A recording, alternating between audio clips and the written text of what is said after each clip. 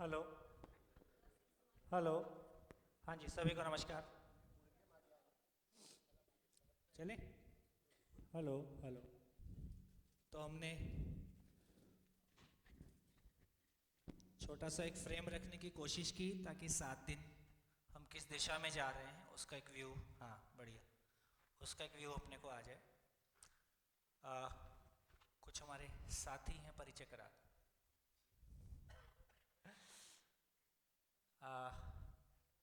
योगेश भाई हैं, योगेश शास्त्री जी, महाराज से ही हैं, बुल्ढाना, और बेसिकली इंजीनियर हैं और फुल टाइम इसी बात को समझने और समझाने में देश भर में जो भी एक काम चलता है उसमें एक मुख्य पिलर के रूप में है। जोशी जी उत्तरकाशी में हमने शिविर किया था, आप यहीं के रहने वाले हैं और काफ़ी एक बांस में आपका काफ़ी काम था, शिविर के दौरान काफ़ी सारी बातें हुई आप ही के मार्गदर्शन में, और साथ मिलके रायपुर में एक बांस का काफ़ी बड़ा काम हम लोग कर रहे हैं। बांस को लेके आजकल ऐसा बोल रहे हैं कि स्टील को बांस रिप्लेस कर सकता है, तो उसको लेके एक बड़े स्तर का काम हो रहा है, उसमें जोशी जी का सहयोग बना रहता है, तो मिलके कुछ अच्छा सोच रहे हैं हर दिशा में। तो बात को आगे बढ़ाएं। हेलो, थोड़ा हमिंग है। चलिए, जितनी मैंने बातचीत की, किसी और को एक बार रिपीट करने का मन है? थोड़ा सा कनेक्ट बन जाएगा। कोई और रिपीट करेगा? बोलिए बोलिए, कोई भी, नए पुराने सब चलेंगे। जितनी बात मैंने आपसे शेयर किया उसको फिर से एक बार कोई एक जन आप में से रिकैप कर दे। हाँ जी, माइक दीजिए।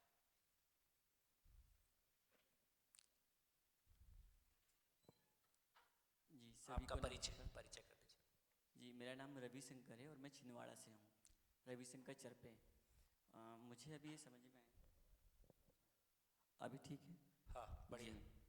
मुझे ये समझ में आया कि हम जैसा, अगर मैं सही होऊंगा तो सार्वभौमिक सभी के लिए सही होगा वो, मतलब कोई एक ऐसा मापदंड है जो सबके लिए है। मतलब कोई ऐसी मैं बात कर रहा हूँ जो मेरे तक ही सीमित है और लोगों में जा रही है, तो वो सही नहीं है, मतलब गलत हो रहा है। तो और मैं भी सही हूँ तो मैं सबके साथ वैसा जी सकता हूँ, सार्वभौमिक, मुझे ऐसा समझ में आया। और वो मेरे साथ भी और सबके साथ भी सही है, तो वो एक मानवीय आचरण है और सभी जगह पे है, इस यहाँ पे भी और अदर कंट्री में, पूरी धरती पे एक जैसा है। और अदर धरती पे भी होगी तो मानव होगा तो उसके साथ एक जैसे ही नियम होगा। और वो अभी जो है वो शिक्षा, शिक्षा अगर सही हो जाती है तो व्यवस्था सही हो जाती है, और व्यवस्था सही हो जाता है तो संविधान सही हो जाता है। ऐसा मुझे समझ में आया, एक बनता है। धन्यवाद। जी, पीछे माइक दीजिए।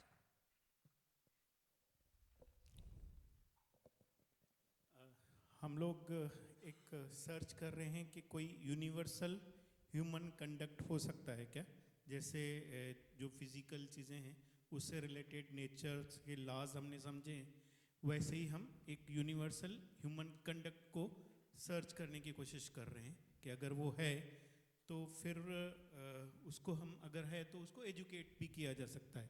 जैसे फिज़िक्स के जो लॉज हैं, नेचर के लॉज हैं, उसको हम फिर पढ़ा भी सकते हैं। अगर ये भी मिल गया तो फिर उसको हम पढ़ा भी सकते हैं। और इसी तरीके से हम एक ऑर्डर क्रिएट कर सकते हैं और फिर एक संविधान बना सकते हैं जो पूरे दुनिया के ह्यूमंस पे लागू हो सकता है, अगर ये सब पॉसिबल है तो। बढ़िया। देखिए, सुबह से जितनी बात हुई है उसमें हम एक चीज को क्रैक करने की कोशिश कर रहे हैं कि अभी तक हमारी गहरी मान्यता है कि मानव को छोड़कर जो कुछ भी है उसका ऑब्जेक्टिव अध्ययन हो सकता है, लेकिन मानव का ऑब्जेक्टिव अध्ययन नहीं हो सकता है क्योंकि मानव एक सब्जेक्टिव रियलिटी है और सबके लिए सब कुछ अलग अलग होता है। इसलिए शिक्षा में कभी भी हम मानव के बारे कोई बात नहीं कर पाते, है ना। इसलिए क्या बोलते हैं, ग से गधा धर्म निरपेक्ष, और गणेश जो है सांप्रदायिक हो जाता है। इसलिए गणेश, ग से गणेश पढ़ाना ठीक नहीं है, गधा पढ़ाना ठीक है। और उसको पढ़ के कहाँ पहुंचेंगे समझ सकते। तो ये दर्शन, ये पूरा एक अनुसंधान मैंने आपसे बहुत अच्छे शब्दों में कहने की कोशिश की है कि देखो मोबाइल का सॉफ्टवेयर लगातार अपडेट होता है। हमारा सॉफ्टवेयर पिछले 2.5 से 5,000 साल से सेम सॉफ्टवेयर चल रहा है, तो ये एक नया वर्जन है। या यूं कहें कि सदा सदा से दो चीज़ें ध्रुव हैं, मानव के पास में सोचने की क्षमता है और ये अस्तित्व अपने आप में किसी नियम से संचालित हो रहा है, किसी नियम से चालित है। और सदा सदा से जो कुछ भी थियरीज और जो कुछ भी फिलॉसफी, चाहे 365 हैं, चाहे 6 दर्शन है, या जो कुछ भी है, वो उसी सच्चाई को समझने का और प्रस्तुत करने का एक प्रयास है। जहाँ तक हमने सच्चाई को देखा, कम से कम हम जंगल युग से निकल के आज यहाँ तक पहुँचे हैं कि मानव मानव में समानता, स्त्री पुरुष में समानता, हर एक को वोट देने का अधिकार, हम बहुत अच्छी जगह तक पहुँचे हैं। लेकिन इसके बावजूद भी हमने अपनों से दुख पाया कि परायों से पाया, है ना। आज हम 2023 में खड़े होके वसुधैव कुटुंबकम को, है ना, अभी तो G20 की बात कर रहे हैं और उसमें हमने नारा भी दिया है वसुधैव कुटुंबकम, लेकिन हमारे अपने कुटुंब नहीं बच रहे हैं। ये एक हमारे लिए सोचनीय बात है। चाहते तो हम हैं, हमारी परंपरा में बड़ी मेहनत हुई है, एक लंबी यात्रा है और लोगों ने किसी सच्चाई को किसी हद तक जाके देखा भी है। लेकिन आज की परिस्थितियों में, आज के परिवेश में, यदि हम by education engineer, doctor, physics और केमिस्ट्री पढ़ सकते हैं, पढ़ा सकते हैं, तो क्या ज़िंदगी को क्लासरूम में ला सकते हैं? उसकी ज़रूरत है कि नहीं है? तो ज़रूरत तो साफ है ना। तो धीरे धीरे हम उसको देखेंगे कि कैसे एक अनुसंधान के माध्यम से, और अनुसंधान क्या हो गया, यदि मानव के अलावा जो कुछ भी नेचुरल एंटिटीज़ हैं उसका कोई नेचुरल बिहेवियर है, यदि मानव इस एग्जिस्टेंस में है तो मानव का भी कोई नेचुरल बिहेवियर है। आदरणीय नागराज जी के माध्यम से अनुसंधान हुआ तो उन्होंने इसको पहचाना है। आदरणीय नागराज जी या कोई भी महापुरुष किसी नियम को, मानव से संबंधित किसी नियम को बनाएगा ऐसा नहीं है। तो मानव नियम को बनाता नहीं है, मानव के संबंध में या जड़ के संबंध में जो कुछ भी नियम है केवल उसको पहचानता है। उसने किस सीमा तक उसको पहचाना, है ना, उस सीमा तक हम कुछ आगे जा पाए। और यदि फाइनली पहचान लिया तो पूरा ही पहचान लिया, तो उसकी पहचान क्या होगी? उस पूरा ही पहचान होगी तो फाइनली हम इंसानियत को मानवीयता के साथ में जी पाएंगे और इस मानवीयता को बाई एजुकेशन दे पाएंगे। और जिस दर्द को हम झेल रहे हैं कि आदमी वोट देगा तो वोट देते समय वो सही उसका प्रयोग करेगा कि नहीं करेगा, और वहाँ से फिर हमारी पूरा हमारा तंत्र चल रहा है। तो इसलिए मेरे को बार बार लगता है कि किसी पॉलिटिकल पार्टी प्लस माइनस का मामला नहीं है। हमारे मैकेनिज्म ऐसे हैं, चाहे हम जो शिक्षा दे रहे हैं वो सारी शिक्षा पाके हमारा एक माइंडसेट एक तरह का बनता है। तो मामला एक सॉफ्टवेयर का है, मान्यता का है, जैसा हम मानते हैं वैसा हम जीते हैं। यदि मानने में कंप्लीटनेस नहीं है तो जीने में कंप्लीटनेस नहीं होगी। इतनी ही बात कहने की कोशिश है ना। एक कंप्लीट बात सामने, कोई चीज़ कंप्लीट होगी तो उसकी पहचान क्या है? अब इस दर्शन की बात नहीं है, कोई भी चीज़ यदि कंप्लीट होगी तो उसकी पहचान क्या है? यदि मानव के संदर्भ में बात कर रहे हैं, यदि मानव एक नेचुरल एंटिटी है तो उसका कोई नेचुरल बिहेवियर होगा। तो हम 7 दिन में इस बात को देखने समझने की कोशिश करेंगे कि जो कुछ यूनिवर्सल ह्यूमन कंडक्ट के नाम पे आया है, क्या वो सार्वभौमिक, सार्वकालिक, सार्वदेशिक है कि नहीं है। इसलिए पहले ये कह रहे हैं कि जो कुछ भी कहा जा रहा है उसको मानने की आवश्यकता नहीं है, केवल हम सब उसको सोचेंगे, देखेंगे, समझेंगे, जांचेंगे प्रैक्टिसेबल है कि नहीं है। और यदि कोई ऐसा आचरण है तो क्या उसको बाई एजुकेशन दिया जा सकता है? देखो ये भी सोचने की बात है। कोई एक साधना पद्धति में विश्व के सारे लोग शामिल होंगे? कोई एक महापुरुष को विश्व के सारे लोग स्वीकारेंगे? ये कहना मुश्किल है। लेकिन शिक्षा ने कम से कम ये प्रूव कर दिया कि यदि कोई चीज़ नियम है तो विश्व के सारे बच्चे उसको पढ़ते हैं, है ना। आइंस्टीन का नियम समझ के मेरे को आइंस्टीन को बत्ती लगाने की आवश्यकता, अगरबत्ती नहीं लगाना पड़ता है। हे आइंस्टीन, तुम्हारा नियम इस्तेमाल कर रहा हूँ, जरा देख लेना, है ना। तो नियम समझ में आता है तो नियम काम करता ही है। यदि जड़ संसार के नियम है तो चैतन्य संसार के भी नियम है। उस नियम को क्लासरूम में समझा जा सकता है और वो यूनिवर्सल है। तो यहाँ आके उस चीज़ को क्रैक कर पाने की स्थिति बनेगी कि मानव का भी ऑब्जेक्टिवली अध्ययन हो सकता है। अद्भुत है। बीच में चाय के दौरान भाई जी कह रहे थे कि भारतीय परंपरा में हमको कुछ ज़्यादा बड़ी बात कहने का, मैं क्या करें, भारतीय परंपरा ने मेहनत ही ऐसी की है जिसको छोटी सी झलक दिख जाती है और दिखती तो बड़ी ही। हाँ, उसको कैसे सिस्टम में लाया जाए, परकुलेट कैसे हो सकता है। यदि बाई एजुकेशन हो सकता है तो हमारी बहुत लंबी छलांग लग जाए। देखो मात्र 150 साल की बात है, इस मात्र पिछले 100-150 साल में हमारी पीढ़ी वो पीढ़ी है जो 40-50-60 के आसपास के लोग होंगे, इतना इतना भौतिक रूप से इतना बदलने की कल्पना हमने कभी नहीं की। बैलगाड़ी से लेके स्पेस शटल की यात्रा आज हर मानव के लिए उपलब्ध हो गई ना। अभी 2 करोड़ का मामला है ना मात्र। आज एक प्लॉट आपने सही टाइम पे खरीद लिया तो 2 करोड़ तो आराम से आ जाता है। तो कम से कम इस आपके पास मतलब स्पेस शटल तक की यात्रा सबके लिए उपलब्ध होगी ऐसा नहीं। हमारे बचपन में तो हम एरोप्लेन पे, केवल एरोप्लेन वो एयरपोर्ट पे प्लेन देख के आते थे, दर्शनीय वस्तु थी वो हमारे लिए। हम बैठेंगे ऐसा हम नहीं सोचते थे, प्लेन दिखा के लाए आज, ऐसा होता था। तो मेरे को लगता है कि जितना तेज परिवर्तन हमने पिछले 50-100 साल में देखा है साधनों को लेके, उतनी ही बड़ी लंबी छलांग अगले 25-50 साल में फिर लगने की संभावना है। तो मैंने सुबह कहा तो ये लोग विश्वास नहीं कर रहे हैं। मैंने कहा यदि बैलगाड़ी इतिहास हो सकती है तो सास बहू के झगड़े इतिहास हो सकते हैं कि नहीं? तो मान नहीं रहे। तो इस शिविर की सफलता का मापदंड इसी पे रखा गया है। 7वें दिन तक यदि आप सभी लोग इस बात को इस हॉल से बोल के नहीं उठोगे, हाँ ये इतिहास हो सकता है,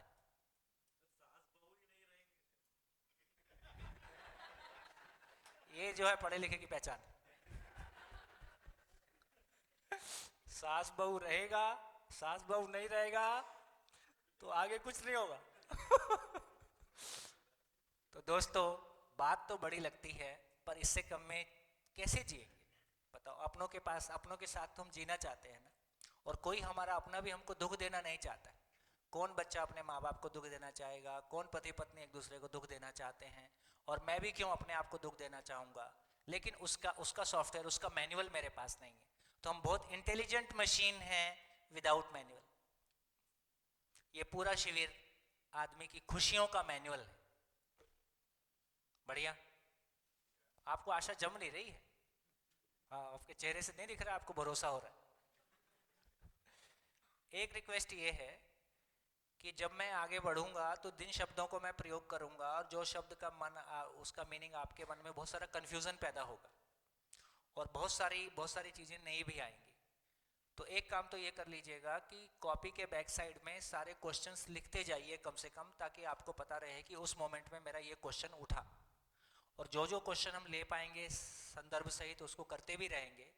शिविर का कोई एक पॉइंट ऐसा आ जाएगा 5वां दिन के आसपास जब मैं कहूँगा अब कोई भी क्वेश्चन कहीं से भी आ सकता है, अब कल के लिए नहीं बोलूँगा।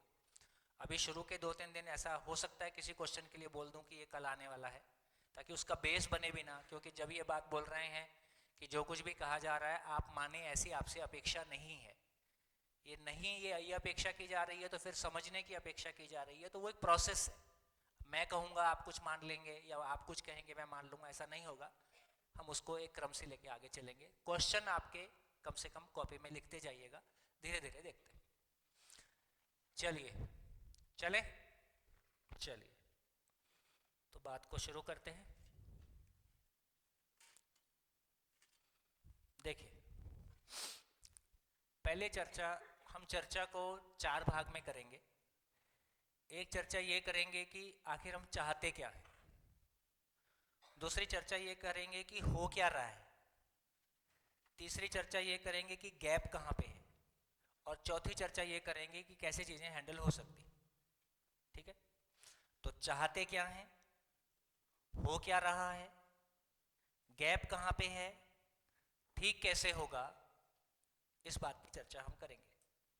और मुख्य रूप से जो चर्चा कर रहे हैं वो मानव की बात कर रहे हैं, मानव के जीने की बात कर रहे हैं। तो चर्चा को यहाँ से शुरू करते हैं कि हम चाहते क्या है।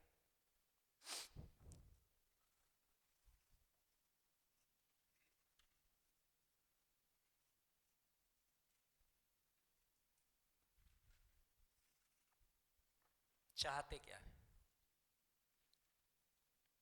क्या चाहते हैं? खुश रहना। और बड़ा काम की बात है ना? इतनी पढ़ाई, इतनी बड़ी उपलब्धियां, इतना टर्नओवर, और मैं अपने आप को इतना स्मार्ट और समझदार आदमी मानता हूँ। कोई धीरे से पूछ दे खुश हो क्या, तो लगता है यार कुछ गड़बड़ हो गया है ना?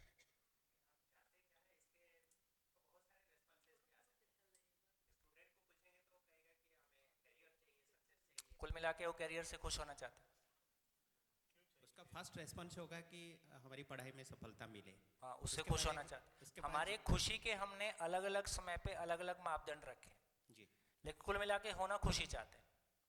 कभी मेरे को लगता है इससे शादी हो जाए, और नहीं होगी तो मर ही जाऊंगा, होने के बाद एक दूसरे को मार ही डालते हैं। तो इसका मतलब ये हुआ कि आप कुछ भी चाहें, आप कुछ भी चाहें या ना चाहें, जो भी चाहें, कुल मिला के हमको उससे उस समय में उस स्टेट ऑफ माइंड के साथ किसी खुशी की तलाश है। फिर भी ऐसा हो तो नहीं पा रहा है ना, है ना? ठीक है, कुछ और कहेंगे? मतलब ये अंत की इच्छा है। हाँ, बीच में जो सब आते हैं हाँ, वो सब कुछ इसी के अंदर है। फाइनली देखो, फाइनली मामला इतना ही है कि मैं खुश रहना चाहता हूं, मैं खुश रहना चाहता हूं, और वो भी कितना कितना रोज, और रात को सपने में कुछ आ गया तो वो भी प्रॉब्लम। तो मैं 24/7 अविरत रूप से मैं खुश रहना चाहता हूं, और ऐसा मैं ही चाहता हूं कि सभी चाहते हैं। अब टुंड्रा में रहता हो कि अमेरिका में रहता हो, किसी भी दुनिया के किसी भी कोने में, किसी धर्म का, किसी जाति का, देखो बार बार अपन इस बात को क्रैक करेंगे कि हमने अभी तक एक बहुत खुल के माना है कि आदमी के बारे में, सभी के बारे में कोई एक बात नहीं कही जा सकती, और धीरे धीरे हम इस बात को एक्सप्लोर करने की कोशिश करेंगे। तो एक बात तो ये समझ में आ गया, पर ऐसा रह पा रहे क्या? रह तो नहीं पा रहे, है ना? और क्या क्या उपलब्धियों के बावजूद नहीं रह पा रहे, क्या क्या उपलब्धियों के बावजूद नहीं रह पा रहे? पावर आ गई तब नहीं रह पा रहे, है ना? आईआईटी कर लिया, आईएम कर लिया, पीएचडी कर लिया, आईएएस हो गए, चीफ सेक्रेटरी हो गए, यूएन के सेक्रेटरी, कुछ भी हो जाओ। राष्ट्रपति भवन में भी पति पत्नी का झगड़ा हो सकता है कि नहीं? हो सकता है। भाई तुम पत्नी बाद में यार, है ना? राष्ट्रपति बाद में हो, पहले तो पति पत्नी है। तो इसका मतलब है हमारी तमाम उपलब्धियों के बावजूद ये कोई ऐसी जगह है जो हैंडल नहीं हो पा रही है। ठीक है, हमारे घर पहले से अच्छे हो गए, गाड़ियाँ पहले से अच्छी हो गई, आना जाना अच्छा हो गया, भला हुआ आप लोग का, गडकरी जी का, कम से कम देश भर में सड़कों का जो भी कुछ हुआ उसमें जो कुछ भी, किसी की पॉजिटिव राय भी हो सकती है, किसी की नेगेटिव भी हो सकती है, पर आजकल कहीं भी आओ जाओ सड़कें सब जगह है ना, ऐसे ऐसे ना। दिल्ली से हापुड़ हमारे बचपन में वो 3 घंटे की झिकझिक, 3 घंटे नहीं थे वो, इतनी थकान देते थे कि उसके बाद के 8-6 घंटे थकान उतारने में लगते थे। तो लगभग लगभग उसका जो भी पॉजिटिव नेगेटिव कोई विश्लेषण हो सकता है, लेकिन ये एक आश्चर्यजनक बात लगभग लगभग पूरे देश में हो गई कि हमारे कपड़े, हमारी गाड़ियाँ, हमारे घर, आना जाना, सब कुछ एक ही पीढ़ी में इतना तेजी से बदला है, ये हमने देखा। लेकिन उसके बावजूद भी खुश नहीं है। इसका क्या करें? तो ये घटना घटी। तो अब खुश क्यों नहीं है, थोड़ा सा इसको पकड़ने की कोशिश करते हैं। खुश क्यों नहीं है? तो देखिए,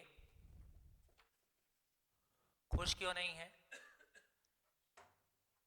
जैसे मैं आपके सामने 2 शब्द बोलूं,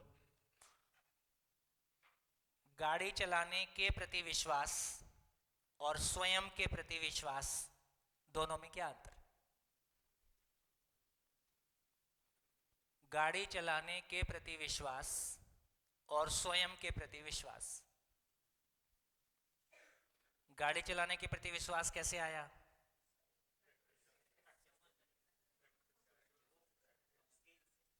स्किल से। और क्या स्किल थी? क्लच, ब्रेक, एक्सीलरेटर, हैंडल, कब घुमाना है, कब किसको क्या करना है, तो स्किल था। लेकिन स्वयं के प्रति विश्वास कैसे आएगा? तो ये तो क्लियर हो गया। तो गाड़ी को समझने से गाड़ी के प्रति विश्वास आया, खुद को समझने से खुद के प्रति विश्वास आएगा, है ना? गाड़ी के बारे में तो पता था कि क्लच, ब्रेक, एक्सीलरेटर है, खुद के बारे में खुद को कहां से पकड़ूं, खुद को कहां से पकड़ूं? गाड़ी के बारे में तो पता था कि क्लच है, ब्रेक है, एक्सीलरेटर है, खुद बोलने से क्या? बाल पकड़ूं, सर पकड़ूं, नाक पकड़ूं, क्या पकड़ूं, कहाँ से शुरू करूं, खुद को कैसे पकड़ूं, मन को कहाँ से पकड़ लूं, है ना। तो ये एक बात समझ में आई कि बेसिकली भाव और विचार की दुनिया, ये भाव और विचार 24/7 मैकेनिज्म, कभी रुकता ही, चालू ही रहता है। अब ये भाव और विचार लगातार चलता ही है, और जब मेरे भाव में कोई अभाव होता है और मेरे विचार में कोई अंतर विरोध होता है ना, इसी का नाम दुख है। जब मैं भावपूर्ण होता हूं, जब मैं भावपूर्ण होता हूं और विचार में कोई अंतर्विरोध नहीं होता है, सामंजस्य होता है, हार्मनी होती है, इसी का नाम सुख है, सुख है, खुशी है।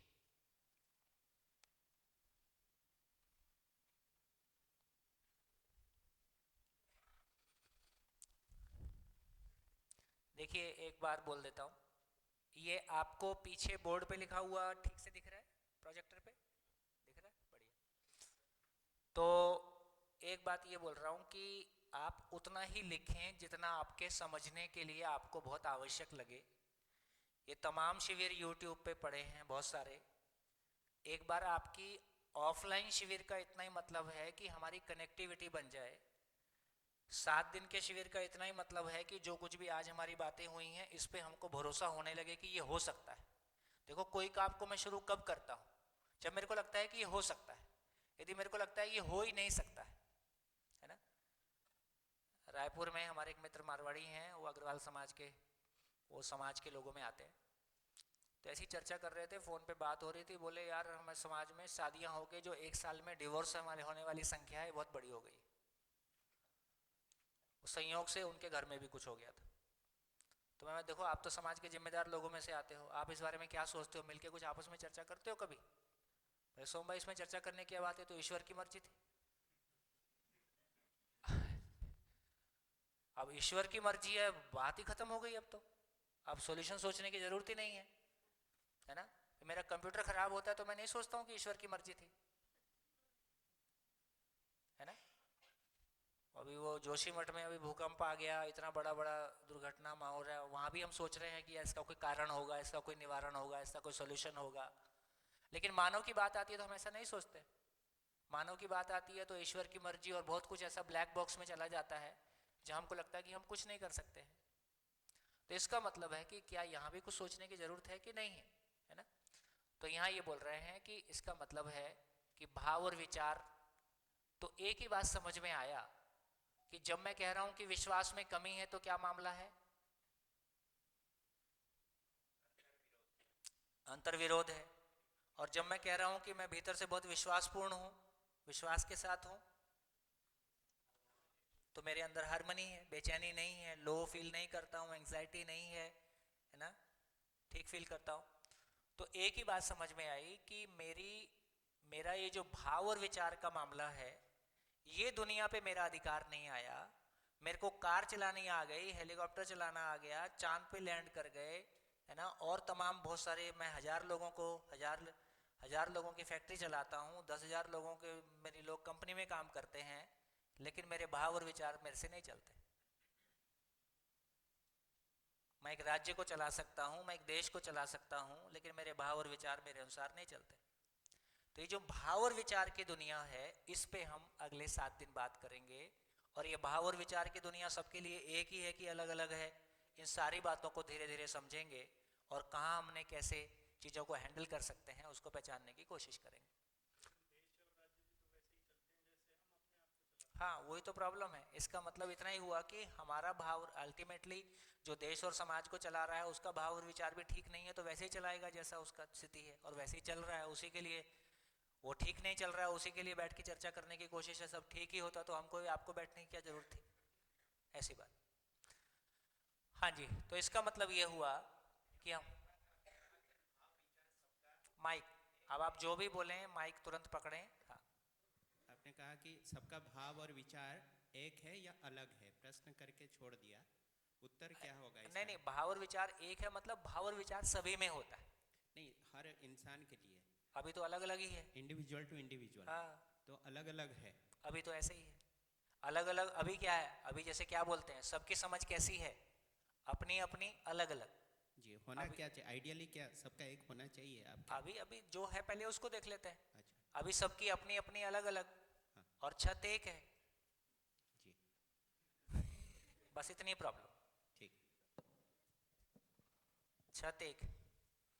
तो देखो अभी हमारा, हम जूझ कहाँ पे रहे हैं, हम जूझ इतने में ही रहे हैं, हम जूझ इतने में ही रहे हैं कि भैया देखो, यदि बहुत मोटे में देखेंगे तो जूझना एक ही जगह है कि चलेगी किस। सास बहू का झगड़ा किस बात का है, चलेगी किसकी। किसी उम्र के बाद जैसे ही बेटा जवान होता है, अक्सर बहुत कॉमन है ये, बाप बेटे के बीच में ईगो प्रॉब्लम शुरू हो जाते हैं। क्या प्रॉब्लम है, चलेगी किसकी। और अब सारी जगह नाप के देख लीजिए, दो राजनीतिक पार्टियों की प्रॉब्लम, दो समाज की प्रॉब्लम, दो देशों की प्रॉब्लम, दूसरा प्लेनेट अभी मिला नहीं है, और बाहर जाने की जरूरत नहीं है। मेरे खुद के अंदर भी यही प्रॉब्लम है। मेरा एक मन ये कहता है, दूसरा मन ये कहता है, मेरा दिल ये कहता है, दिमाग ये कहता है, और क्या ठीक है, क्या उचित है, क्या अनुचित है, ये करूं कि नहीं करूं। चल यहाँ भी यही रहा, तो मेरे भीतर भी मैं जूझ उसी से रहा हूं, है ना, कि चलेगी किसकी। क्योंकि क्योंकि सही गलत का, उचित अनुचित का हमारे पास कोई यूनिवर्सल आधार नहीं है। किसकी चलेगी अब किसी की नहीं चलेगी। अपना बाप की चलेगी, ना पत्नी की चलेगी, ना पति की चलेगी, ना टीचर की चलेगी, ना अधिकारी की चलेगी, कोई किसी को नहीं मानने तैयार है ना। इसलिए क्योस की स्थितियां दिखाई दे रही, परिवार टूटता हुआ दिखाई देता है, तमाम अव्यवस्था, तमाम जिनको हम कल तक व्यवस्थाएं बोल रहे थे, सब अव्यवस्था की ओर जाती हुई दिखाई दे रही हैं। क्योंकि जैसे जैसे पिछले सालों में विज्ञान शिक्षा के माध्यम से तर्क का विकास हुआ है, तो सबको क्यों लगाना आ गया, क्यों करना है ये। अब क्यों का उत्तर ठीक से नहीं है, प्रैक्टिसेबल नहीं है, तो आपस में फिर मैं आपकी बात क्यों मानूं। तो ये सारी चीज़ों को देखते हुए, और अच्छा है इसका पॉजिटिव पार्ट ये है कि हम सबको सोचने की ज़रूरत पड़ गई है। तो मैं कहता हूँ देखो, सभी परिवारों में बच्चों का अवतरण माँ बाप के उद्धार के लिए हुआ है। समझ में आ रहा है? क्योंकि बाहर तो आप लोगों को निपटा के आ जाते हो, घर में निपट जाते हो, है ना। वहां सोचना ही पड़ेगा कि रास्ता कैसे निकलेगा, वहां आप निपटा नहीं सकते। तो ये जो परिवार में अपनों के बीच की हमारी टूटन है, ये जो अपनों के बीच का जीना नहीं हो पा रहा है, ये हमको सोचने के लिए बाध्य करता है कि मैं ठीक हूँ कि सामने वाला ठीक है, क्या ठीक है क्या गलत है। तो जब तक हमारे पास वो आधार नहीं होगा, तब तक बात नहीं बनेगी। धीरे से उसको समझने की कोशिश, क्यों वो अभी प्रॉब्लम है, कैसे ये एक हो जाएगा, सही हो जाएगा, उसको समझने की कोशिश करते हैं। तो चलिए आगे बढ़ते हैं। तो बताइए, अभी हम समस्याओं से दुखी होते हैं कि नहीं होते हैं? हाथ उठाइए। हाँ, आपको हाथ उठाने से बंद नहीं करना है ना। तो देखो, अभी आप सारे लोग पलट जाने वाले हो। हम समस्याओं से दुखी होते हैं कि समाधान का ना होना हमारी पीड़ा है? पलट गए, पलट गए। बहुत कुछ बदलने वाला है इन 7 दिनों में। केवल एक ही बात बनाए रखिए कि बोर्ड के साथ साथ चलना है। मैं जो कुछ भी कह रहा हूं बिल्कुल बढ़ा के नहीं कह रहा हूं, बल्कि आप पाएंगे कि मैंने जितना भी कहा कम कहा, आपको उससे और ज़्यादा संभावनाएं दिख गई, ऐसा भी हो सकता है ना। लेकिन निवेदन यही है कि आप बोर्ड के साथ चल पाएं। जो मैं आपसे शेयर कर रहा हूं, हम साथ साथ चल पाएं। होने वाला क्या है, होने वाला ये है कि मैं कुछ कहता रहूँगा और आपको कोई ज़िंदगी की घटी घटना याद आ जाएगी, आप उस पर सोचते रहोगे और मैं आधा घंटा कहीं आगे निकल जाऊँगा। अब सुनना हुआ कि नहीं हुआ? सुनना नहीं हुआ। सुनना नहीं हुआ तो किसी रिजल्ट की अपेक्षा करेंगे? नहीं करेंगे। तो आपके चित्त के अंदर जो भी अभी तक के बैगेज हैं, जो भी अभी तक की समस्याएं हैं, जब मैं कुछ बोलता रहूँगा आपको वो सब याद आती रहेंगी, और आप लौट लौट के उन्हीं घटनाओं के बारे में सोचेंगे। या आपकी ज़िंदगी में कोई ऐसी चीज़ चल रही है जो आपको बहुत परेशान किए हुए है, घर में कुछ ऐसा चल रहा है, ज़िंदगी में कुछ ऐसा चल रहा है, वो लगातार आपके चित्त पे एक प्रभाव बनाए हुए है। उसके चक्कर में आपको सुनना नहीं हो पाएगा। ये जो सुन पाना कोई बड़ी घटना है। सुन पाएंगे तो जिंदगी में वो रिजल्ट आएगा ही जो मैं आपसे कह रहा हूं, वो ना आए ऐसा हो नहीं सकता। ये सुन पाना हो जाए तो इसलिए मैंने 2-3 बातें आपसे कही। एक तो जो भी सुनना है किसके लिए सुनना है? अपने लिए सुनना है कि खुद को अपनी जिंदगी हैंडल करनी है कि दूसरों की ठीक करनी है ना? सीधा सीधा अब में से ना मेरे को पत्नी के लिए सुनना है, ना मेरे को अपने बच्चों के लिए सुनना है। किसी भी समस्याओं को ठीक करने के लिए मत सुनिए, केवल और केवल अपने भाव और विचार में जो चल रहा है, हमारा सॉफ्टवेयर ठीक नहीं है, उसमें कोई गैप है, हम उसको हैंडल करने के लिए सुनेंगे। तो दूसरे के लिए नहीं सुनेंगे, सुनते हुए दूसरे के साथ कंपैरिजन नहीं करेंगे। हाँ, ओशो ने इस बार ऐसा बोला है, उस धार्मिक व्यक्ति ने ऐसा बोला है, उस फिलोसोफर ने ऐसा बोला है, क्योंकि दो फिलॉसफी को कंपेयर करने का अधिकार किसको है? जो दोनों को बराबर समझता है।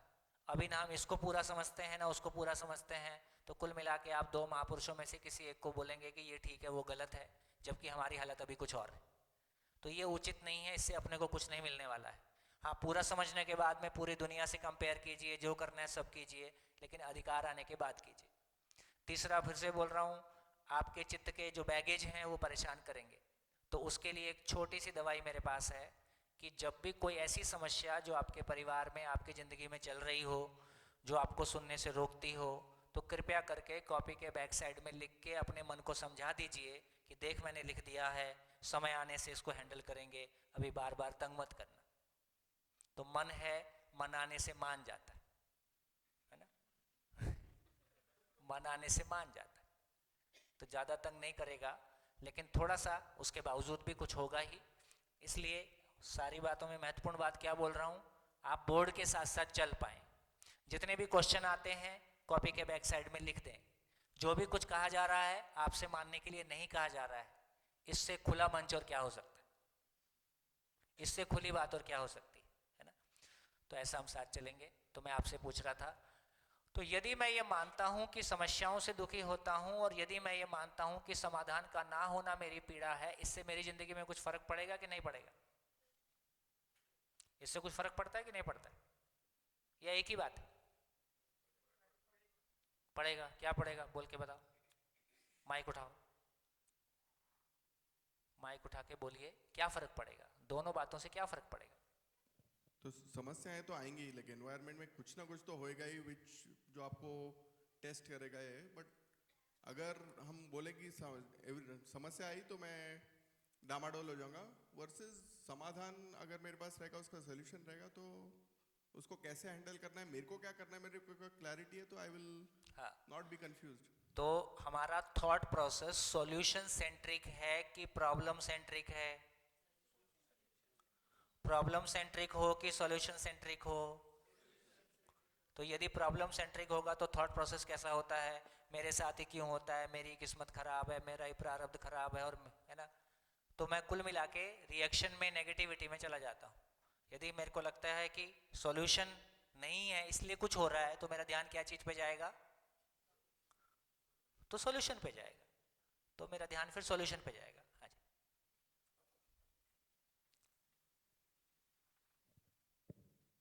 हेलो सर, मुझे पर्सनली ये लगता है कि हम जो ह्यूमंस हैं वो खुद को विक्टिमाइज ज़्यादा करते हैं।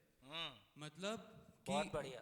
किसी के भी, मतलब गरीब से लेके अमीर इंसान तक, कोई भी ऐसा नहीं है जो सेटिस्फाइड है और किसी को प्रॉब्लम नहीं है। प्रॉब्लम सबको है, बस हम देखते हैं कि इसके पास हमारे से ज़्यादा पैसा है, इसके पास हमारे से ज़्यादा सुख है, या फिर ये, तो इसका मतलब हम समझ लेते हैं कि मेरे पास वो चीज़ नहीं है, और इससे हम खुद को विक्टिमाइज करते हैं कि यार मेरे पास नहीं है तो क्या होगा। आपकी बात को मैं आगे बढ़ाता हूँ। देखो, हमने अपनों से दुख पाया कि परायों से? अपनों से पाया कि अपने आप से? जोर से बोलो। कैसे? देने वाले ने एक गाली 1947 में दिया था, और उसको याद करके मैंने कितनी बार दुखी हुआ हूं? लाखों बार। देने वाले ने दुख कितनी बार दिया था? एक बार। देने वाले ने एक बार दुख दिया, मैं लाखों बार अपने आप को दुखी किया हूं। तो मैं दुखी होने के लिए स्वावलंबी हूं, मेरे को दुखी होने के लिए दूसरे की ज़रूरत नहीं है, हर दिन सुबह उठ के संकल्प करता हूँ मैं शाम तक दुखी होकर रहूँगा, और आपकी मेहनत सफल होती। तो आपने मेहनत करके दुख पाए हैं, ऐसा हम सब काफ़ी पुरुषार्थी लोग हैं। सर तो इसके मतलब खुद को विक्टिमाइज करने की जगह हम अगर वेरिएबल्स पर फोकस करें, वेरिएबल्स तो वेरिएबल हो तो फोकस करें, बात आगे बढ़ाते हैं बस ठीक है, आप ठीक दिशा में जा रहे हैं। Thank you. मैं चाहता हूँ, देखिए हमारे पास, हाँ मैं आपको बोल देता हूँ, हम आज क्या डेट है, 21 तारीख को शिविर पूरा होगा ना, हम 21 तारीख को लंच के पहले शिविर पूरा कर देंगे, ठीक है। तो 21 तारीख को लंच के बाद जो बाहर से आए हैं वो अपने जाने को प्लान कर सकते हैं, आपने पहले से किया होगा तो बहुत अच्छा है। नॉर्मली शिविर 8 दिन करते हैं, तो ये शिविर 1 दिन कम है, तो मैं चाहता हूँ थोड़ा स्पीड बना के रखूँ ताकि कंटेंट एक लेवल तक का पूरा आ सके, ठीक है। तो मैं कहीं हो सकता है, जैसे मैंने अभी आपको बीच में रोक दिया क्योंकि आप अपन समझ गए क्या बात करने जा रहे हैं, इसलिए अब इसमें और समय नहीं लगाते और धीरे से हम आगे बढ़ जाते, ठीक है। तो पहले ये समझते हैं कि ये समाधान और समस्या है क्या चीज। देखिए चाय के दौरान एक सज्जन बात कर रहे थे कि ये दर्शन क्या होता है, दर्शन एक्सपीरियंस होता है क्या। तो वाकई में दर्शन जब शब्द बोल रहे हैं उसका गहरा मीनिंग है, जब दर्शन को इंग्लिश में फिलॉसफी बोल रहे हैं तो वो थॉट प्रोसेस है। वेस्ट में अधिकांश लोग थॉट प्रोसेस की बात करते हैं, भारत में जब दर्शन की बात कर रहे हैं तो कोई गहरा मीनिंग है। तो भारत में दर्शन का मीनिंग है कि ये नेचर जिस तरह से काम करता है उसको किसी ने देखने की कोशिश की है। तो किसी भी दर्शन को, जैसे मान लीजिए मध्यस्थ दर्शन है, इसको आपके सामने कहने की कोशिश कर रहा हूँ, मैं भी एक विद्यार्थी ही हूँ, विद्यार्थी की हैसियत से आपके सामने रख रहा हूँ, ठीक है। तो इसका मतलब ये हुआ कि ये पूरी एग्जिस्टेंस को देखने का, एग्जिस्टेंस है, वो किसी के देखने या ना देखने से बदलता नहीं है, लेकिन हम उसको इंटरप्रेट भी कर पाएं और हमने सही इंटरप्रिटेशन किया है तो हमारी जिंदगी में जी भी पाएं, ऐसा उसका कसौटी लगाया। तो हम इसको समझने की तो उसके लिए हमारी एक दृष्टि विकसित हो जाए, 1-1.5 दिन हम इसका प्रयास करेंगे। जैसे अभी एक प्रयास करते हैं, जैसे आपको अपनी प्राइमरी क्लास में याद होगा जब टीचर क्वेश्चन पूछती थी तो जिसको नहीं आता था वो क्या करता था, है? हाँ, सबको याद है, सबको याद। और जिसको आंसर आता है वो क्या करता था, टीचर। तो इसका मतलब टीचर प्रॉब्लम है कि अपॉर्चुनिटी है? अपॉर्चुनिटी। उससे पूछ के देखो जिसको क्वेश्चन नहीं आता है। मेरे को तो अपना याद है, कई बार तो घड़ी देख देख के बस 5 मिनट और रह गए, ये टीचर मेरी तरफ मत आ जाए, होमवर्क किया कि नहीं, है ना। और 5 मिनट निकल गए, ऐसा सुकून मिलता था, आज बच गए। तो इसका मतलब ये हुआ कि टीचर प्रॉब्लम है कि सॉल्यूशन है? टीचर तो टीचर, लड़का तो ठीक है, गुड, टीचर तो टीचर है। तो टीचर एक घटना है, टीचर का क्वेश्चन पूछना एक घटना है, ठीक हो गया। तो प्रॉब्लम किसके लिए, सॉल्यूशन किसके लिए, अब जिसको आता है। इसका मतलब प्रॉब्लम और सॉल्यूशन कहां पे है, दिमाग में। और किसके पास, तो जिसके पास सॉल्यूशन है उसके लिए वही घटना, और जिसके पास सॉल्यूशन नहीं है उसके लिए वही घटना प्रॉब्लम है। इसका मतलब ये समझ में आया कि टीचर तो टीचर है, टीचर तो एक घटना है, टीचर का क्वेश्चन पूछना भी घटना है, टीचर का जन्म लेना भी घटना है, टीचर का बूढ़ा होना भी घटना है, और मर जाना भी घटना है। तो इसका मतलब हमारी जिंदगी घटनाओं की अनवरत श्रृंखला है। हमारी जिंदगी घटनाओं की अनवरत श्रृंखला है, अनंत घटनाएं हर समय घट ही रही है।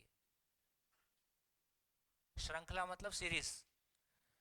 तो ये पूरा ब्रह्मांड, ये पूरी नेचर, ये पूरी कायनात, सूरज का लगातार घूमना, गैलेक्सीज का घूमना, मून का, धरती का, पेड़ पौधे पैदा होना मरते रहना, पशु पक्षी पैदा होना मरते रहना, मानव लगातार पैदा होते रहना, मरते रहना और लगातार कुछ कुछ करते रहना। तो ये पूरी सृष्टि घटनाओं की अनवरत श्रृंखला है। तो टीचर क्या है? घटना है ना? टीचर प्रॉब्लम नहीं है, टीचर सॉल्यूशन नहीं है। टीचर का क्वेश्चन पूछना एक घटना है, टीचर एक घटना है। समझ में आ गया? अनवरत मतलब कंटिन्यूअस, निरंतर, है ना? तो अब सास क्या है? तो सास पूछता हूं तो दुर्घटना बोलते हैं।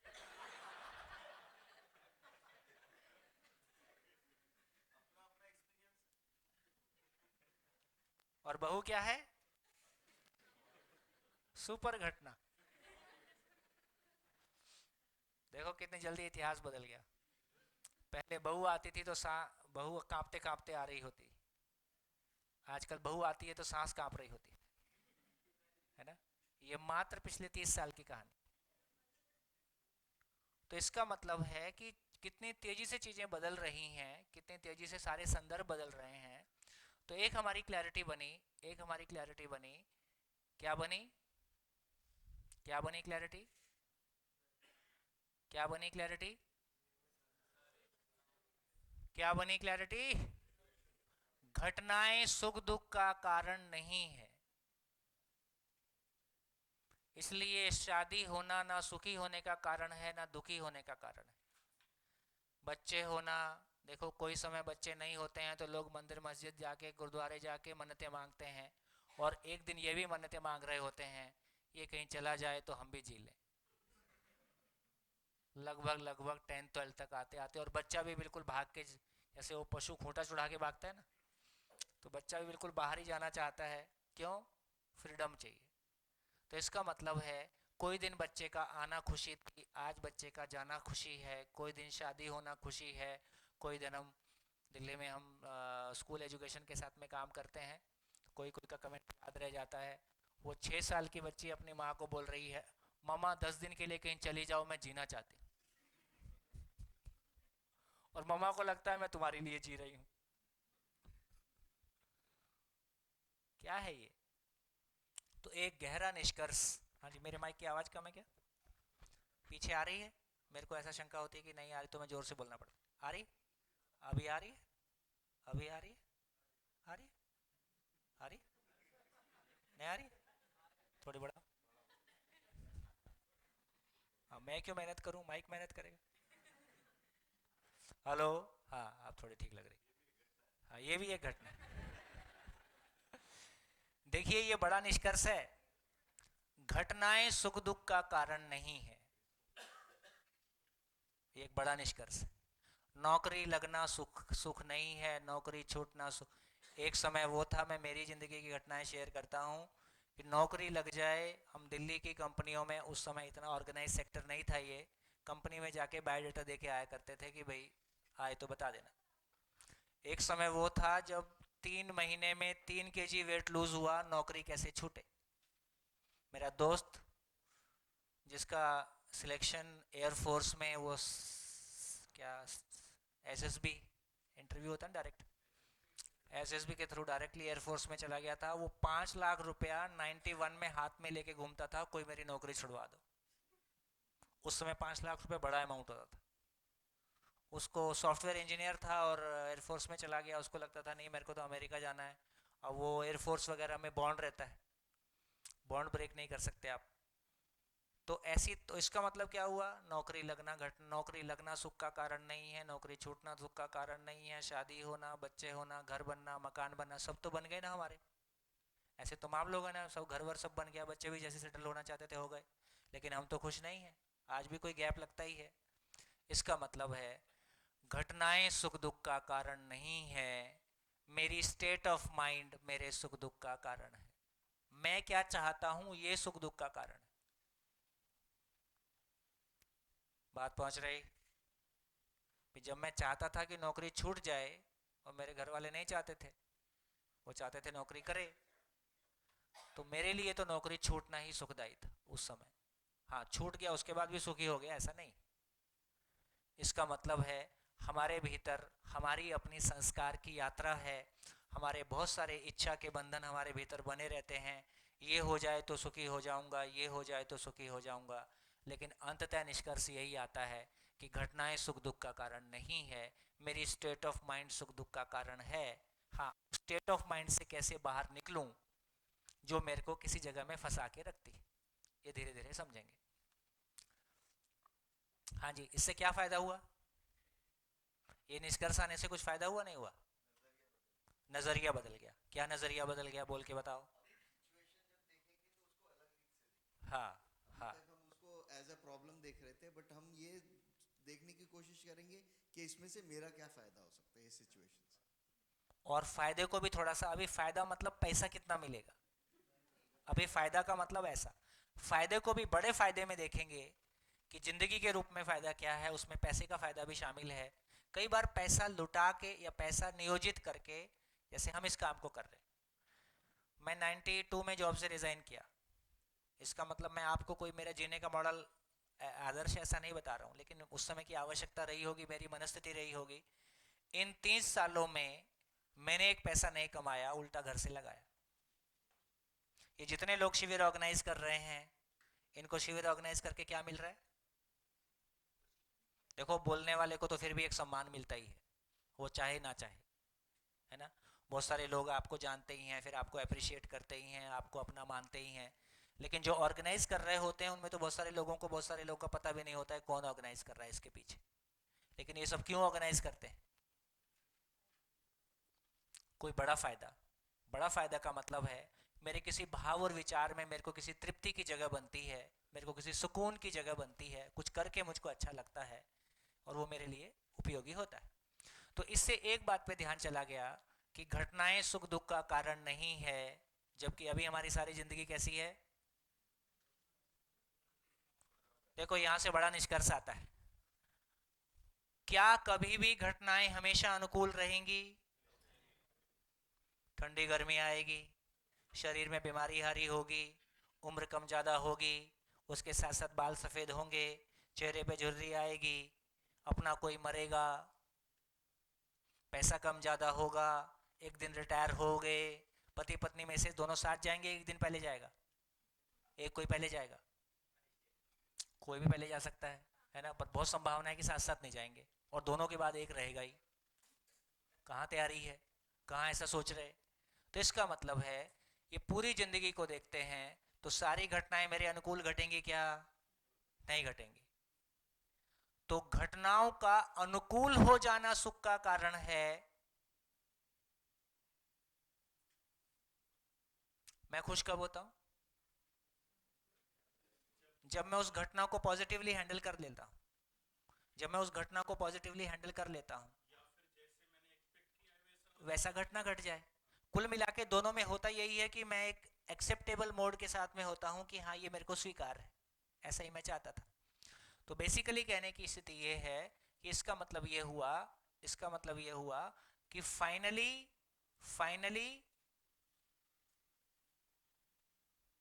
क्या,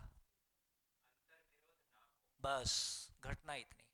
तो मेरा भाव और विचार अनुकूल बना रहे कि घटनाएं अनुकूल हो जाएं, बस इतना बड़ा शिफ्ट है। इसके बाद दुनिया अपनी है। ये स्थिति आने के बाद, अभी तो ओपनिंग है, धीरे धीरे देखते हैं। इसका मतलब एक स्थिति आ गई कि मैं परेशान घटनाओं से कब होता हूं? जब मेरे पास घटना का सॉल्यूशन नहीं है। जब मेरे पास घटना का सॉल्यूशन है, और सॉल्यूशन कहां से आ गया? सारी घटनाएं किसी नियम से हैं कि बिना नियम के हैं?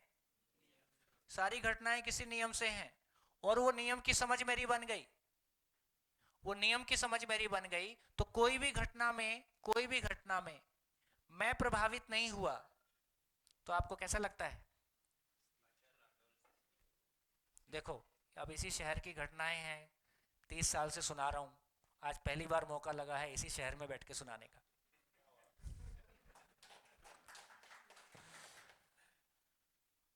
मैं 86 में यहाँ एडमिशन लिया था। उस समय सुजुकी नई बाइक आई थी, 100cc सुजुकी 86 में आई थी। पहला लॉट प्योरली बाहर से बन के आया था, उसके आगे फिर यहाँ बनना शुरू हुआ। तो 86 में मैंने बाइक खरीदी, है ना, 14,400 रुपए की।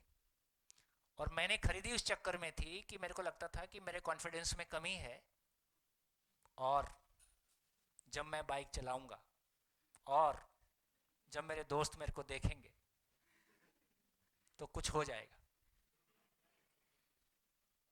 हुआ कुछ नहीं।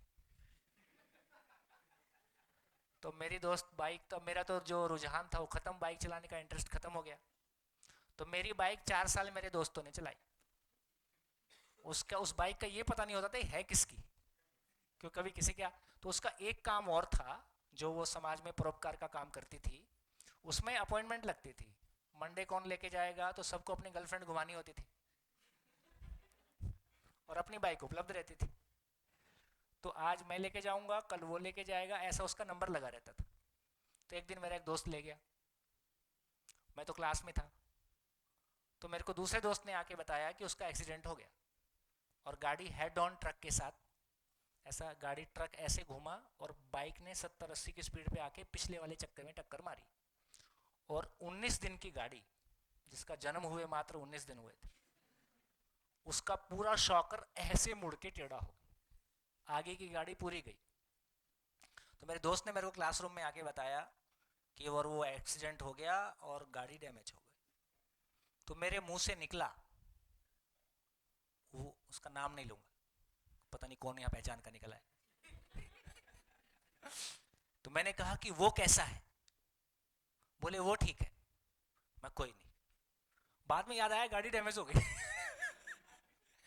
वो क्षण मेरे को आज भी सुख देता है कि उन क्षणों में मेरे को मेरी गाड़ी याद नहीं आई, मेरा दोस्त याद आया।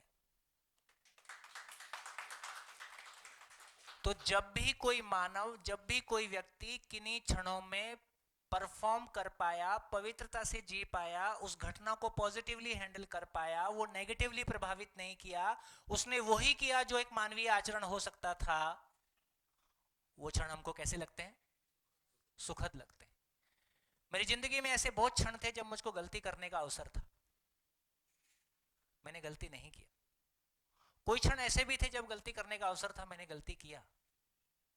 तो वो सारे क्षण जब मैंने गलती किया, वो याद आने से कैसा लगता है? अपराध बोध होता है, गिल्ट फील होता है। मुझको ऐसा नहीं करना था, मुझको ऐसा नहीं सोचना था, मुझको ऐसा नहीं बोलना था।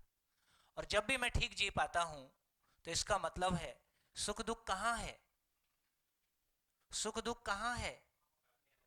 मेरी स्टेट ऑफ माइंड, मेरा भाव और विचार। बाकी पूरा देश आपको दे दिया, पूरा देश की रजिस्ट्री आपके नाम कर दें, कुछ भी आपके नाम कर दें, धीरे से उसको देखेंगे, वो कोई चीज से नहीं भरता है। वो भरता है तो भाव और विचार से ही भरता है ना।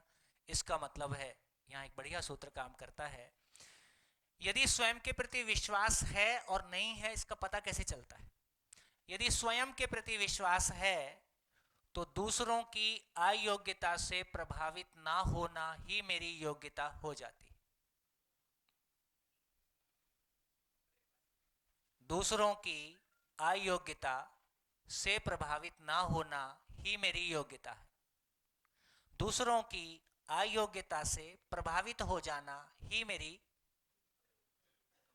मैंने ठीक बोला गलत बोला? कभी कभी उल्टा हो जाता। दूसरों की अयोग्यता से प्रभावित ना होना ही मेरी योग्यता है, और दूसरों की अयोग्यता से प्रभावित हो जाना ही मेरी अयोग्यता है। तो सारा दुख किस बात का है? सारा सुख दुख किस बात का है? मैं अयोग्य हूं कि मैं योग्य हूं? बस सारा खेल इस बात का है। तो जब भी मैं योग्य साबित होता हूं तो मैं अंदर से खुशी मनाता हूं, जब भी मैं अयोग्य साबित हो जाता हूं तो मैं परेशान होता हूं। तो सारा सुख दुख आदमी, इसका मतलब मेरे सुख दुख का कारण कौन है? मेरे सुख दुख का कारण कौन है? मेरी स्टेट ऑफ माइंड, मेरी अनस्टेबिलिटी, मेरे भीतर की अनिश्चयता। इसलिए व्यस्तता की बड़ी सुंदर परिभाषा है। व्यस्तता की, बहुत बिजी हूं, तो व्यस्तता की बहुत सुंदर परिभाषा है, निर्णय लेने की अक्षमता बराबर व्यस्तता।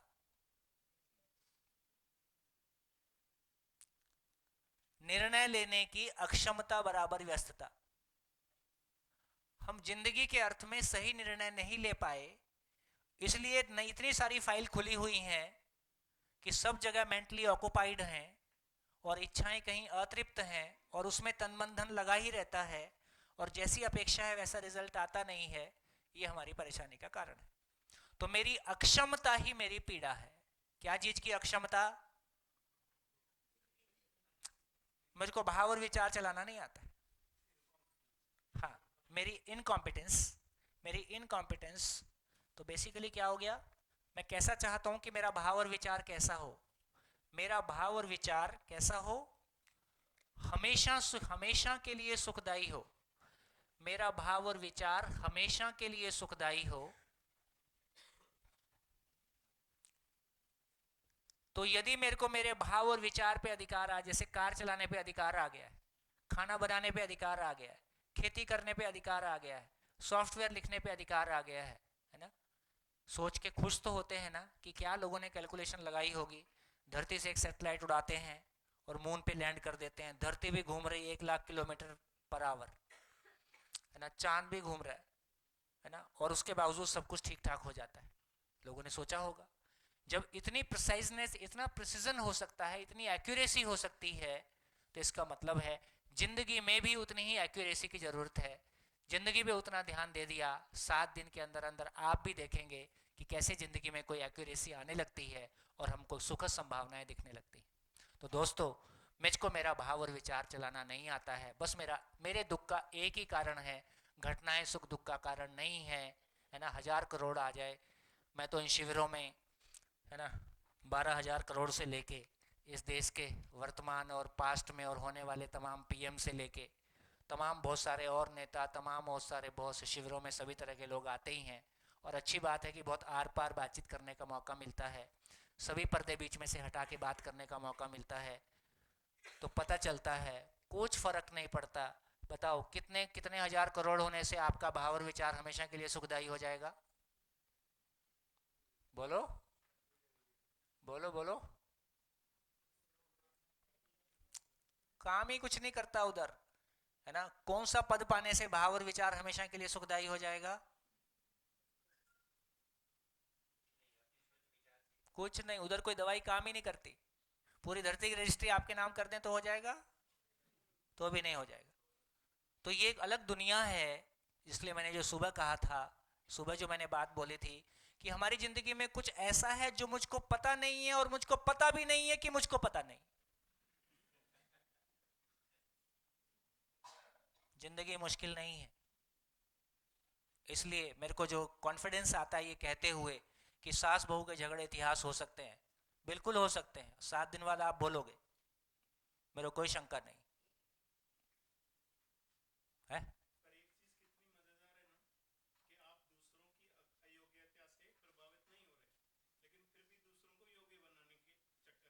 हाँ, यही तो बात है, यहीं से कहानी शुरू होती है। इसलिए समझदार आदमी की परिभाषा लिख लो आपकी बात पे, इनकी बात पे समझदार आदमी की परिभाषा लिख लें कि समझदार आदमी का परिभाषा क्या होता है ना? स्वयं गलती नहीं करना, अभी लिख लीजिए फिर धीरे धीरे खुलेगी। स्वयं गलती नहीं करना,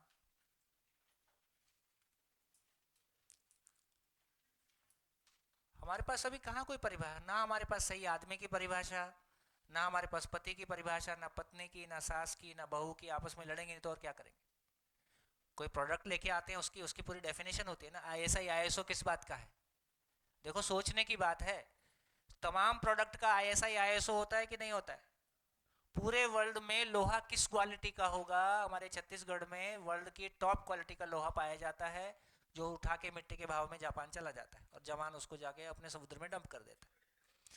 तो पूरे वर्ल्ड में लोहे की क्वालिटी, डायमंड की क्वालिटी, गोल्ड की क्वालिटी, क्या बोलते हैं, एग मार्क, है ना, एग मार्क।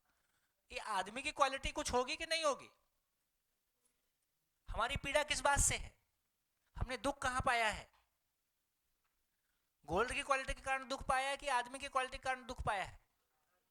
आदमी की कोई क्वालिटी नहीं है। तो आदमी की क्वालिटी का मापदंड कोई होगा कि नहीं होगा? इसलिए UHS, यूनिवर्सल ह्यूमन स्टैंडर्ड्स, देखना क्या क्या निकलेगा। आदमी की क्वालिटी का मापदंड हो जाएगा तो भाई साहब ये आदमी से इतना जूझना नहीं पड़ेगा। मैं जूझ तो अपने आप से ही रहा हूं ना भाई मैंने नौकरी छोड़ दिया, जब तक नौकरी नहीं छोड़ा था घर वालों लगता था मैं बहुत बढ़िया काम कर रहा हूँ, मेरे को लग रहा नहीं बढ़िया नहीं है।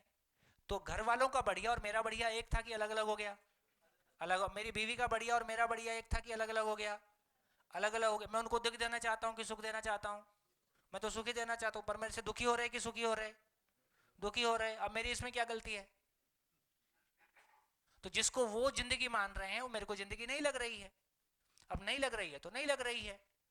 तो इसका मतलब है कि जब तक हमारे पास कोई एक मापदंड नहीं है किसी चीज के सही गलत को पहचानने का, यूनिवर्सल नहीं है, तब तक हम परेशान होते रहेंगे। तो काम की बात क्या निकली? स्वयं गलती नहीं करना, दूसरों की गलतियों से अप्रभावित रहना। नंबर 2, स्वयं गलती नहीं करना, दूसरों की गलतियों से अप्रभावित रहना। तीसरा, दूसरों की गलतियों को सही करने की क्षमता के साथ बने रहना, पकड़ के कर नहीं देना। दूसरों की गलतियों को सही करने की क्षमता के साथ बने रहना, आवश्यकता अनुसार सहयोग देना, और उसको आवश्यकता नहीं लगती है तो आवश्यकता कैसे पैदा किया जाए इसके लिए कुछ काम करना। इसके लिए 25 साल भी लग सकते। मेरे किसी किसी संबंध को हैंडल करने में मेरे को 20-20 साल, 25-25 साल भी लग गए। ये कोई एक दिन का काम भी नहीं है, लेकिन अपने को कॉन्फिडेंस रहता है कि आज नहीं कल चीजें हैंडल हो जाएंगी। तो 5 लाइनें बोला, फिर से रिपीट करूं? हाँ। नंबर 1, स्वयं गलती नहीं करना। लिखो, आप लोग लिखो, मैं क्यों लिखूं?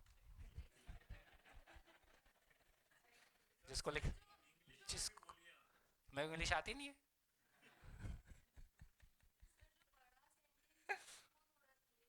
अच्छा अच्छा। देखो, कुछ छूट जाएगा ना तो परेशान मत होना। मैं ऐसा हर शिविर में यही बोलता हूँ। हाँ, ओहो, थोड़ा हिंदी बहुत मुश्किल में आ गए। नंबर 1, स्वयं गलती नहीं करना। नंबर 2, दूसरों की गलतियों से अप्रभावित रहना। Number 3,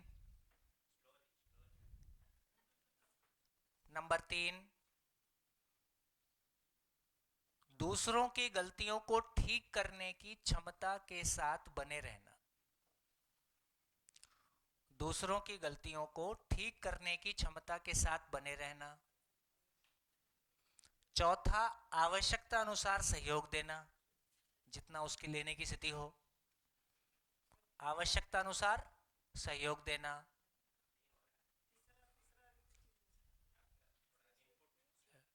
fast. थर्ड पॉइंट फिर से बोल रहा हूं, दूसरों की गलतियों को ठीक करने की क्षमता के साथ बने रहना। ठीक हो गया? तीसरा हो गया। चौथा, आवश्यकता अनुसार सहयोग देना। पांचवा, अब सामने वाले को आवश्यकता भी नहीं लगती तो उसको आवश्यकता कैसे पैदा किया जाए, तो सामने वाले की पात्रता समझने के लिए कैसे बढ़ाई जाए, उसके लिए कुछ काम करना। इससे ज्यादा कुछ नहीं होता, बस इतना ही होता। बढ़िया। पांचवा, दूसरे को समझने के लिए तैयार करना।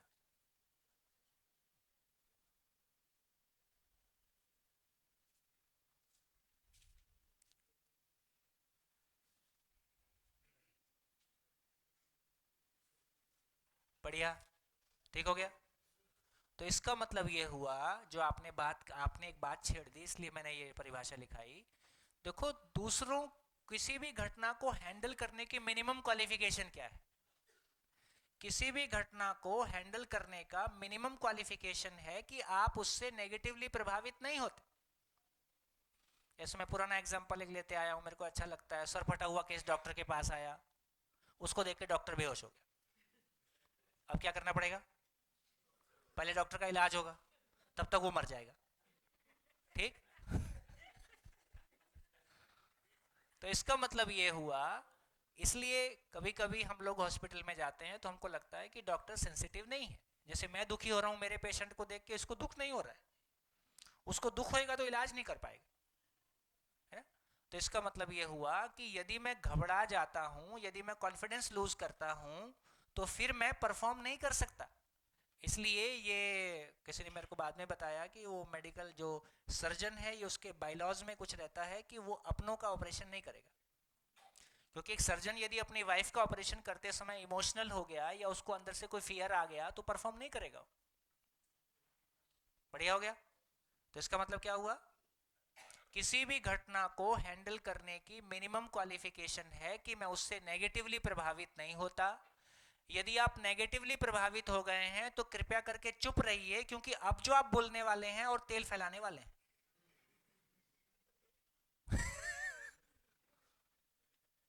अपने भाव और विचार पे ध्यान चला गया, है ना। जैसे ही किसी ने मेरे को कमेंट किया तो मैं अंदर से परेशान हुआ, तो मेरा ध्यान चला गया, अच्छा दूसरे की अयोग्यता से प्रभावित नहीं होना है, चलो मैंने अपने आप को संभाल लिया। अब प्रभावित हो ही गया हूं तो अच्छा प्रभावित हो गया हूं, पता चल गया, अच्छा अभी चुप रहना है, क्योंकि फिर ये आदमी रिएक्ट करेगा कि रिस्पॉन्ड करेगा, ये आदमी रिएक्ट करेगा। कोई भी समस्या कभी भी इतनी बड़ी नहीं होती है, जब वो शुरू होती है मिस हैंडलिंग की वजह से वो बड़ी हो जाती। बिल्कुल भाई साहब अपना झेला हुआ बता रहा हूं।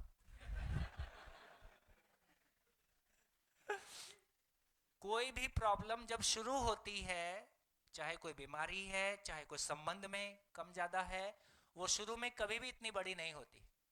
शुरू होती है तो बिल्कुल बहुत छोटा सा कुछ होता है, हमने उसको प्रॉपरली एड्रेस नहीं किया क्योंकि हमारी उसकी समझ नहीं थी, और फिर वो एक पॉइंट वो आ गया जब वो नासूर बन जाता है, फिर काटना ही पड़ता है। बढ़िया, बताओ, लिख डालिए, सुबह से अभी तक क्या समझ में आया लिख डालिए। इस पूरी चर्चा का सार आपके लिए क्या निकला, इस पूरी चर्चा से आपकी जिंदगी को सेंटर में रखें, आज तक आपने क्या सोचा, क्या किया, है ना, आपके लिए क्या काम का निकला। हाँ बस, गुड। एक मिनट, थोड़ा 2 मिनट लिख लीजिए आप सभी लोग, अभी चुप रहते हैं। देखिए मेरा कहना भी इंपॉर्टेंट है, लेकिन उससे ज्यादा इंपॉर्टेंट है आपका अपने आप को समराइज करना। तो जब भी मैं कहूं कि आप कुछ लिख लीजिए, तो आप पूरे मनोयोग के साथ में अपने आप में कंसंट्रेट कीजिए, अपनी जिंदगी को सेंटर में रख के उसकी छाया में देखिए, और क्या कंक्लूजन आपके अंदर आ रहे हैं कुछ लिख डालिए। तो लगातार मैं ऐसा बोलता रहूंगा।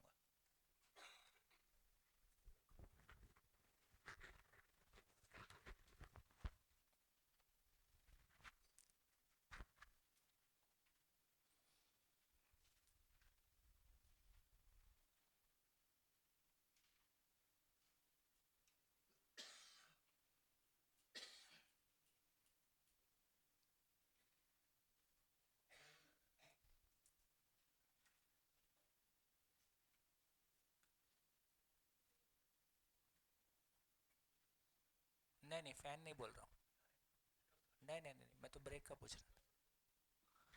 टाइम का पता नहीं चल रहा है, इसलिए देख सामने घड़ी पे ध्यान गया तो 1:30 बज रहा है। आज कितने बजे करना है, वो खाना तैयार है, लिख लिए लिख लिए। हाँ जी, एक दो लोग शेयर कर दें क्या लिख डाला। माइक, जब भी आप बोलें आपका परिचय भी करते जाएं। नमस्कार, मेरा नाम निखिल जनबंधु है। प्रॉपर बेस सिंधेवाई चंद्रपुर जिले का रहने वाला हूँ, लेकिन 10 साल से एज ए रिपोर्टर करके तरुण भारत में काम कर रहा हूँ। नागपुर में काम नागपुर में। अच्छा, मेरा इससे एक कंक्लूजन निकला है, इसके पहले भी थोड़ा वीडियो देखे थे सर आपके। मेरा भाव और विचार मेरे लिए सुखदायी हो और सभी के लिए सुखदायी हो, ये क्लियरिटी है। लेकिन ये अब कैसे बना के रखना है, ये आगे की जर्नी में समझ में आएगा। बढ़िया। और कुछ, किसी और का ध्यान, पीछे माइक दीजिए, इधर बाजू में, इधर 2 माइक, पीछे माइक है, पीछे माइक था ना, हाँ पीछे दीजिए, एक ने हाथ उठाया था। हाँ जी, जब भी आप हाथ उठाते हैं तो खड़े हो जाएंगे तो थोड़ा ध्यान जाएगा। अपना इंट्रोडक्शन भी करते जाइए। हेलो एवरीवन, मेरा नाम आर्या है, आई एम फ्रॉम नागपुर। तो इन अ नटशेल अभी ये समझा कि जो हमारा सुख दुख है it depends on our state of mind, ज़्यादा हमारे खुद पे डिपेंड करता है ना कि घटनाओं पे, क्योंकि घटनाओं पे कंट्रोल नहीं, it's like a flowing river of life, तो उस पर डिपेंड नहीं करता है। एंड जब मतलब जनरली सिचुएशन फेवरेबल होती है या हम डील कर सकते हैं तो हम हैप्पी होते हैं, बट वो डिपेंड करता है कि हम डील कर सकते हैं कि नहीं। तो अगर हम नहीं डील कर सकते हैं, इनकेपेबल होते हैं, तो हम दुखी होते हैं, एंड अगर हम डील कर सकते हैं तो it eventually depends on a state of mind. Thank you. बढ़िया।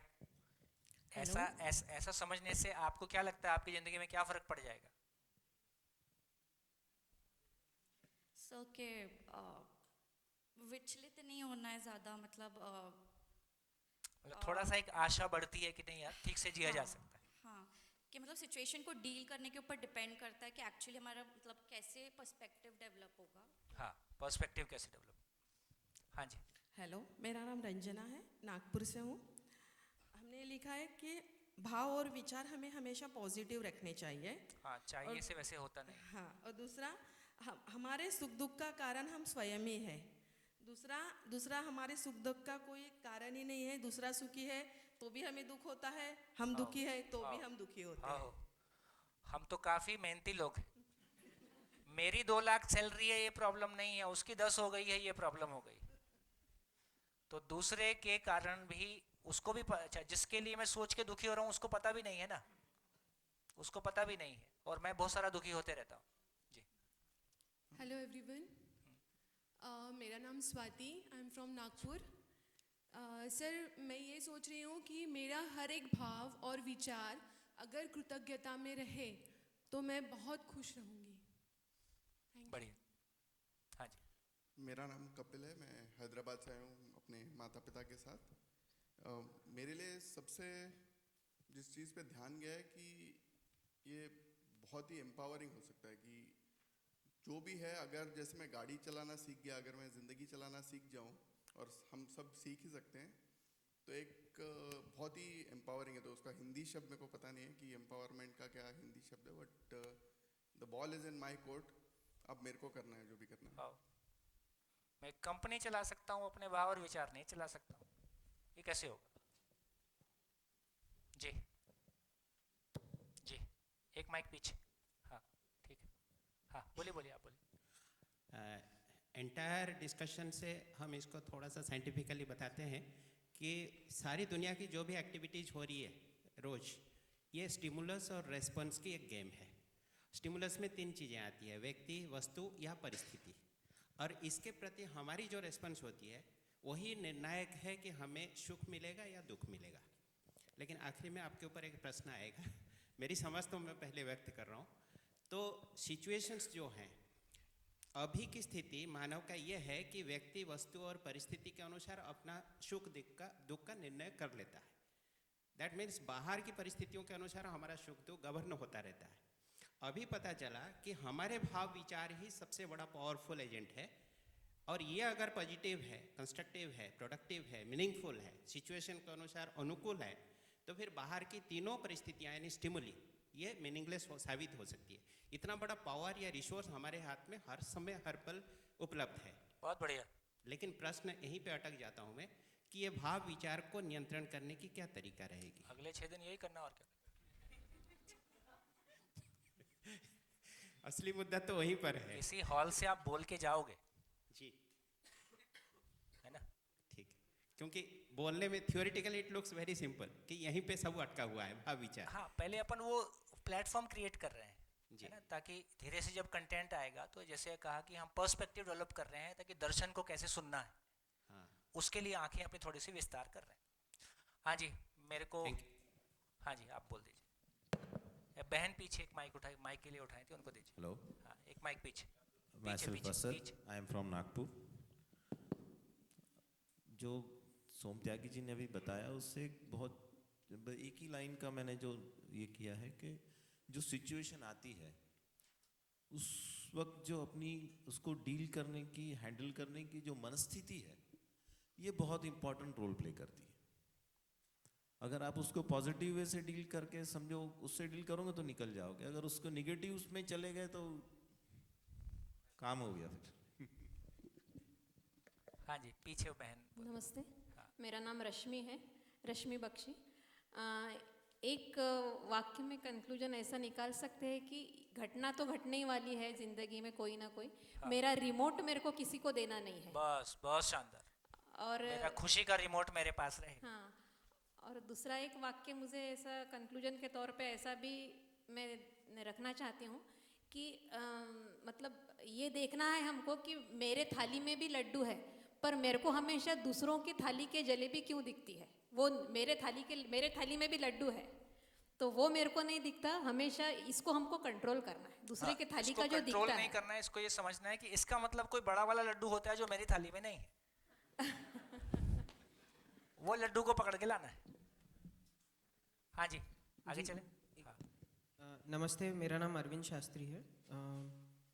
ये जो अभी पहले सत्र में जो डिस्कशन हुआ उसमें मेरा एक निष्कर्ष ऐसा निकला है कि जो घटनाएं हो रही है, right place at the right time अगर हम हैं तो देन वी फील कि हमारा सिचुएशन अनुकूल है और हम उसमें सुखी रहते हैं। तो उसको right place at the right time अगर नहीं होता है तो देन वी फील कि हमारा कहीं ना कहीं प्रॉब्लम है और we tend to go into the negativity. तो वहाँ पे हमारा मनस्थिति ऐसा बनाना है कि इसको नेक्स्ट स्टेप अभी क्या लें और how do we handle this and how do we learn from this. तो ये अगर एक मेंटालिटी बनती है तो हम सुखी होने की तरफ जा सकते हैं।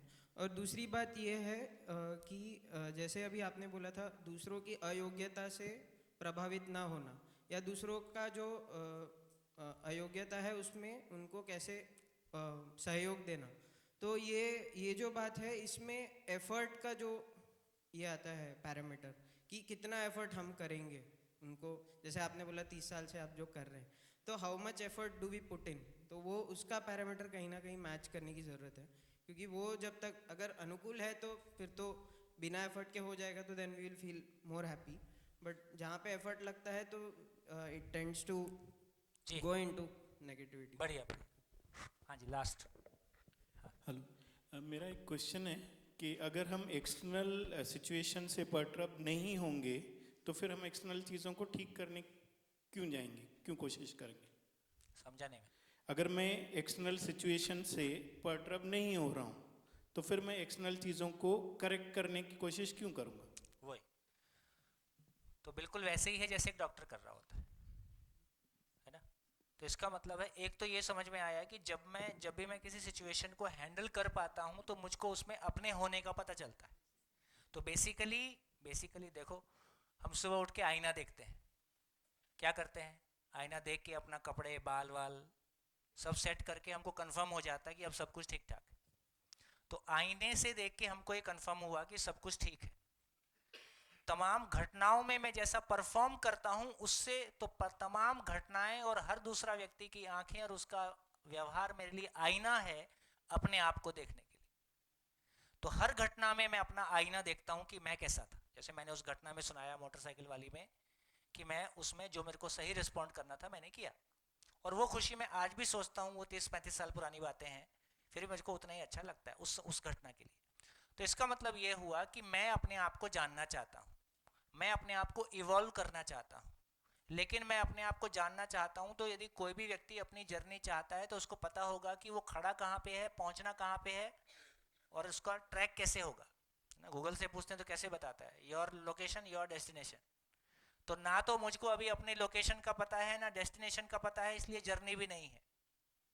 तो जब लोकेशन और डेस्टिनेशन का पता होगा तो ये सारी घटनाएं जिनको अभी हम घटनाएं बोल रहे हैं, यही घटनाएं मेरे लिए आईना बनेगी मेरी वर्तमान स्थिति को पहचानने के लिए और मेरे इवोल्यूशन के प्रोसेस के लिए। तो मैं इवॉल्व होना चाहता हूँ, मैं और बड़ा होना चाहता हूँ, मैं अपने बड़प्पन को देखना चाहता हूँ। जितना बड़ा हो गया हूँ उस बड़प्पन को देखना चाहता हूँ और जो अभी शेष है उसको मैं पाना चाहता हूँ। ये मेरी जर्नी। बिल्कुल वही है, ऐसे ही है। हाँ जी, ब्रेक करना पड़ेगा मेरे को लगता है, आप तो है ना। तो धन्यवाद, नमस्कार, फिर मिलेंगे ब्रेक के बाद।